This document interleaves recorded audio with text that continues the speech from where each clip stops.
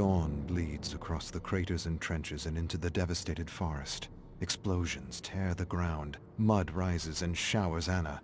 Men tumble headlong into open craters filled with rotting cadavers. Mangled human and horse flesh make a feast for rats. Other men are blasted to bits and pieces. Some drown in mud and blood. The brutal savagery of these human animals amuses Anna. She's never been so entertained.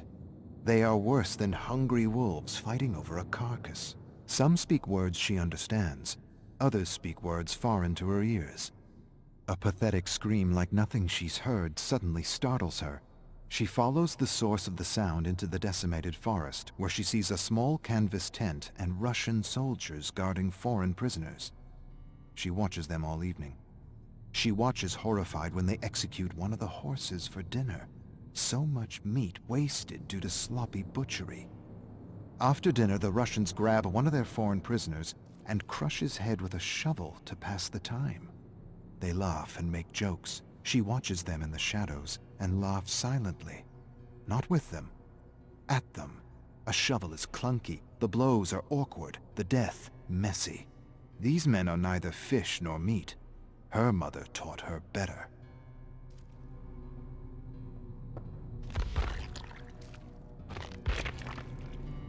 She was going to search for another pack of human animals, but something catches her eye. Something that reminds her of her father. Something perfect for her little Bushka. A gift. Anna hides in the shadows and fixes her gaze on the gift. The Russian soldier carves the gift as he guards and swears at foreign prisoners in the shredded canvas tent. They kill and torture each other because they cannot talk to one another. She remembers a book her mother once had. She pointed to the pictures and called them soldiers. They were the ones who butchered her father. Soldiers tear each other apart for reasons her mother could never explain.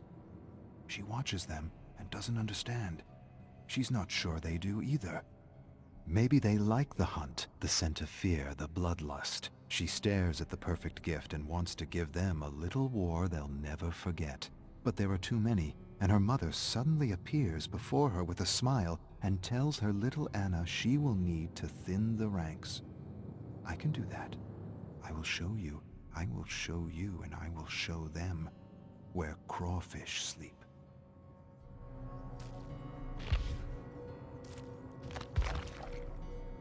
The Russian soldier does a peculiar thing to his prisoner. He ties him to a gnarled branch by his ankle and lights a fire a few inches under him. She scrunches her brow, confused. You kill the game before you roast it. But these soldiers enjoy his agony. She recognizes the yelling and shrieking foreigner. Just a few moons ago, he was torturing Russian prisoners in another tent. Just a few moons ago, he was the tormentor. The Russian holds the perfect gift in his hands while the prisoner shrieks and squeals like a pig. She smirks. It's kind of a funny cry. It is. It's amusing. The Russians make jokes and imitate the squealing cry. She fights down explosive laughter. It's the most ridiculous sound she's ever heard.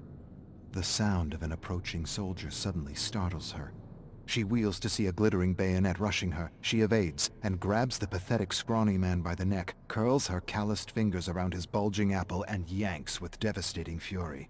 With a choked gurgle, he collapses and lies dead on the ground with his throat torn out.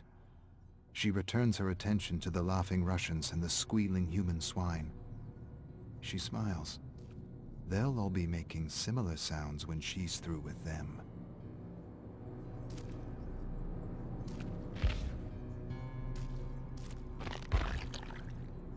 Four Russian soldiers lurk around the tent searching for their missing comrade.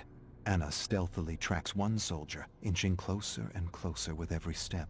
Poor pea-green mule. He has no sense these will be his last few breaths. She watches him for a long moment, then strategically steps on a twig.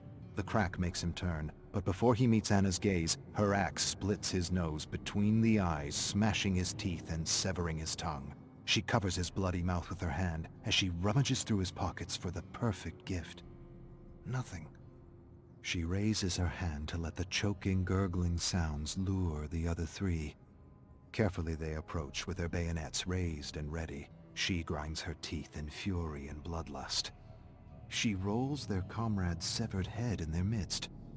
A moment of shock, and it's all she needs as she leaps out and drops two soldiers with one lash of her axe. The other soldier rushes in with a scream, and she meets him with a sweeping stroke that severs his head clean off the torso. A geyser of blood erupts as his headless torso staggers stupidly back and forth as though searching for its lost head. The torso staggers forward, then pitches backward and collapses.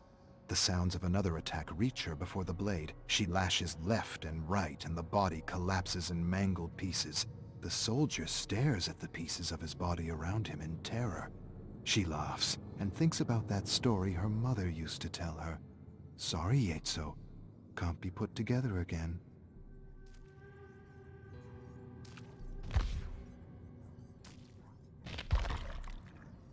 Anna finds these soldiers curious.